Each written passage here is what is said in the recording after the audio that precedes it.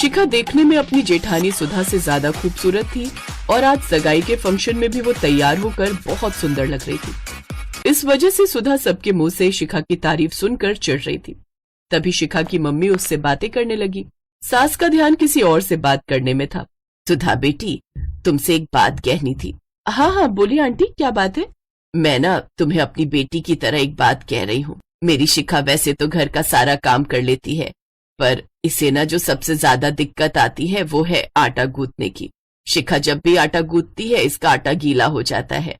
अब इसे सही माप नहीं है आटे में कितना पानी डालना है। मेरे सामने जब मैं खड़ी होती हूँ तब तो ये ठीक आटा गूंथ लेती है, पर मैं इधर उधर हो जाऊं तो इसे अंदाजा नहीं रहता। बस थोड़ी यही चिंता है कि कहीं शादी के बाद इसे कोई दिक्कत ना आ जाए, नहीं तो सबके बीच में बहुत बदनामी हो जाएगी। मैं बस इतना कहना चाहती हूँ कि अगर शुरू शुरू में तुम कुछ ऐसा कर दो कि इसे आटा गूंथने की जगह कोई और काम दे दो, तो इसकी बात भी सबके सामने नहीं आएगी, और फिर धीरे धीरे जब ये थोड़ा सीख जाएगी तो फिर तो कोई परेशानी की बात ही नहीं है। बस नई नई जा रही है ना, पता नहीं किसका स्वभाव कैसा है, इसीलिए थोड़ा घबरा रही हूँ। बस आंटी जी इतनी सी बात, आप टेंशन मत लो। शिखा आपसे हमारे घर की जिम्मेदारी है, मैं अपनी छोटी बहन की तरह उसका पूरा ख्याल रखूंगी। शिखा तुम घबराना मत, मैं ऐसा मौका कभी आने ही नहीं दूंगी कि तुम्हें आटा गूंथना पड़े। उसकी जिम्मेदारी मेरी होगी। बस आप अब तसल्ली से शादी की तैयारी कीजिए, मैं बहुत जल्दी अपनी देवरानी को लेने आने वाली हूँ। थैंक यू भाभी, थैंक यू सो मच। शिखा की मम्मी ने तो अपनेपन से सुधा से अपने दिल की बात कही थी, पर सुधा को तो मौका मिल गया शिखा को नीचा दिखाने का। कुछ दिनों बाद शिखा की शादी हो जाती है। शादी के कुछ दिनों बाद जब शिखा रसोई में खाना बनाने में हेल्प करने लगी तो ऐसे ही एक दिन घर में कुछ रिश्तेदार आए हुए थे और बाहर ड्राइंग रूम में सब खाने का वेट कर रहे थे। शिखा की सास कमला, ससुर विनोद और जेठ अनिल भी सभी रिश्तेदारों के साथ बैठे थे। शिखा का पति रोहन अभी ऑफिस से आया नहीं था। कमला, आज तो नई बहू के हाथ की कचौड़ी खाने का मन है। हाँ हाँ जीजी, क्यों नहीं, मैं अभी शिखा से कहती हूँ, वो हम सब के लिए गरम गरम कचौड़ी तैयार कर देगी। शिखा बहू इधर आओ, एक काम करो, आज रात के खाने में कचौड़ी और आलू की सब्जी बना लो। सब मेहमान तुम्हारे हाथों की कचौड़ी खाना चाहते हैं। तुम तो जानती ही हो, नई बहू के हाथों का खाना खाने के लिए सबको बड़ी इच्छा होती है। तुम अपने हाथों से बनाओगी तो सभी रिश्तेदारों को बड़ी खुशी होगी, इससे हमारा मान सम्मान भी बढ़ेगा। बहुत स्वादिष्ट कचौड़ियां बनाना। सुधा एक काम करो, तुम भी शिखा के साथ चली जाओ, उसे कोई जरूरत होगी तो तुम भी मदद कर देना, काम जल्दी हो जाएगा। सास के कहने पर सुधा शिखा के साथ रसोई में चली जाती है। मेरे पास ये अच्छा मौका है शिखा को नीचा दिखाने का। जब सब रिश्तेदारों के सामने नई बहू का आटा गीला होगा तो सब इसकी खिल्ली उड़ाएंगे, सबके सामने इसकी बेइज्जती हो जाएगी। मैं बहाने से रसोई से बाहर चली जाती हूँ। हाँ, ये ठीक रहेगा। शिखा, तुम परात में आटा निकालो, मैं बस अभी आई। भाभी जल्दी आना, मुझे तो आटा गूंथने के नाम से ही घबराहट हो जाती है।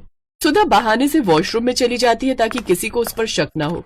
काफी देर तक शिखा सुधा का इंतजार करने लगी, पर सुधा तो जानबूझकर वॉशरूम के अंदर थी। तभी सास रसोई में आ जाती है। अरे शिखा बहू, क्या हुआ, क्या सोच रही हो? तुमने तो अभी तक कचौड़ी के लिए आटा भी नहीं गूंथा, बाहर सब खाने का इंतजार कर रहे हैं। जी बस तैयार कर रही हूँ माँ जी। ठीक है, हम बाहर इंतजार कर रहे हैं। सुधा भाभी कहाँ चली गई, मैं क्या करूँ, कुछ समझ नहीं आ रहा है। लगता है मुझे खुद ही कोशिश करनी पड़ेगी। शिखा खुद से ही आटा गूंथने की कोशिश करती है, पर वही हुआ जिस बात का शिखा को डर था। उसका आटा गीला हो गया, उसने आटे में ज्यादा पानी डाल दिया। शिखा घबराहट में रोने लगती है। तभी रोहन आ जाता है। क्या हुआ शिखा, तुम रो क्यों रही हो? सब ठीक तो है ना? किसी ने कुछ कहा क्या? शिखा की सास भी अब तक रसोई में आ चुकी थी। अरे बहू, क्या हुआ, तुम रो क्यों रही हो? सॉरी माँ जी, मैं रसोई के सारे काम कर लेती हूँ पर मैं आटा नहीं गूंथ पाती हूँ। मेरे से आटा गीला हो जाता है। पता नहीं, कई बार सीखने की कोशिश की, जब मम्मी साथ खड़ी होती है तब तो मैं ठीक से गूंथ लेती हूँ, पर अकेले में मैं गड़बड़ कर देती हूँ।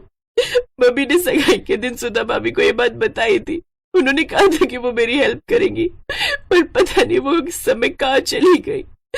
देर न हो जाए तो मैं खुद ही आटा गूंथने लगी।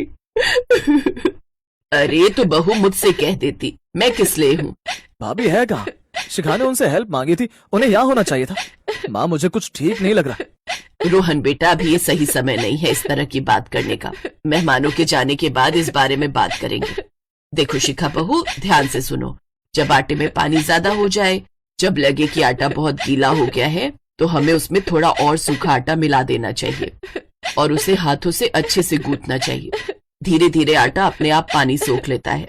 और यदि तुम्हें लगे कि कभी कभी आटा ज्यादा ढीला है और तुम्हारे हाथों में चिपक रहा है, तो हल्का सा घी हाथों की उंगलियों पर लेकर आटे पर लगा देना चाहिए। इससे आटा हाथ में भी नहीं चिपकता और आटा बहुत अच्छा गुथ जाता है। देखना, धीरे धीरे मैं तुम्हें बहुत अच्छा आटा गूंथना सिखा दूंगी। चलो, अब ये गीला आटा ठीक करो। मैं यहाँ खड़ी हूँ, तुम कोई गलती नहीं करोगी, ये बात मैं अच्छे से जानती हूँ। मेरी बहू बहुत समझदार है। धीरे धीरे शिखा ने आटे को ठीक किया और अपनी सास के कहे निर्देशों को भी सुना और कुछ ही समय में शिखा ने बहुत बढ़िया आटा गूंथ दिया। सुधा तब तक रसोई में आ चुकी थी। उस समय सास ने कुछ नहीं कहा, शिखा भी कुछ नहीं बोली। जब मेहमान चले गए तब सास ने सुधा से ये बात कही, सुधा, आज तुमने जो भी किया बहुत गलत था। तुम्हें जब शिखा की मम्मी ने बोला था कि शिखा को आटा गूंथना नहीं आता, तो तुम जानबूझकर आटा गूंथने की जिम्मेदारी शिखा को देकर घंटों के लिए बाथरूम में चली गई ताकि तुम पर किसी को शक ना हो। ऐसे तो मैंने तुम्हारी कितनी बातों को अनदेखा किया है। याद है शुरू शुरू में जब मैंने तुमसे कढ़ी चावल बनाने को बोला था, तब तुमने लस्सी में कितना पानी डाल दिया था, पूरी बाल्टी भर गई थी। उस समय मैंने तुम्हें कुछ भी नहीं कहा था। माँ ठीक कह रही है सुधा, तुम्हारा शिखा के साथ ऐसा बर्ताव देखकर मुझे भी बहुत बुरा लग रहा है। तुम्हें तो अपनी देवरानी का साथ ऐसे देना चाहिए था जैसे कि छोटी बहन हो। अगर शिखा की जगह तुम्हारी अपनी बहन होती तब तुम क्या करती बहू? और भाभी, आप तो मुझे अपना छोटा भाई मानती हो ना, फिर शिखा आपकी अपनी क्यों नहीं है? इसका तो ये मतलब है कि यहाँ पर आपका कोई भी नहीं है, हम सब पर आए हैं। सबकी बातें सुनकर सुधा की आंखों में आंसू आ जाते हैं। उसे अपनी गलती का एहसास होता है कि नफरत में आकर वो कितनी बुरी बन गई थी। नहीं नहीं, आप सब मेरे अपने हो, शिखा भी मेरी अपनी है। आई एम सॉरी शिखा, मुझे माफ कर दो। अब से मैं तुम्हारे साथ कभी भी ऐसा व्यवहार नहीं करूंगी। मुझसे बहुत बड़ी भूल हो गई। मैं प्रॉमिस करती हूँ, कभी भी तुम्हें मेरी जरूरत होगी तो मैं हमेशा तुम्हारे साथ खड़ी रहूंगी। थैंक यू भाभी, और आपको भी कभी भी किसी भी पल कोई हेल्प चाहिए तो सबसे पहले मुझे कहना, मैं हमेशा आपके साथ रहूंगी। सुधा को समझ आ जाता है और समय रहते दोनों देवरानी जेठानी के बीच आपसी प्यार और रिश्ता ठीक हो जाता है। कहते हैं ईर्ष्या व्यक्ति के चरित्र को तो खराब करती ही है, साथ ही साथ रिश्तों में भी दूरियां पैदा करती है। इसलिए हमें कभी भी किसी से ईर्ष्या की भावना नहीं रखनी चाहिए।